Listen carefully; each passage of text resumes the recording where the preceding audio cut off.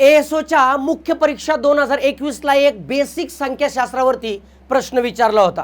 Concept clear असल्यानंतर अडचण येत नाही. पहा कसं, n बरोबर 1 + x आहे आणि x म्हणजे काय, 4 क्रमवार धनपूर्णांक संख्यांचा गुणाकार, म्हणजे 1 × 2 × 3 × 4 यांचा गुणाकार केला 24. 1 + 24 म्हणजेच n ची किंमत झाली 25. n ची किंमत जर 25 असेल तर n ही विषम संख्या आहे, हो. मूळ संख्या आहे का, नाही.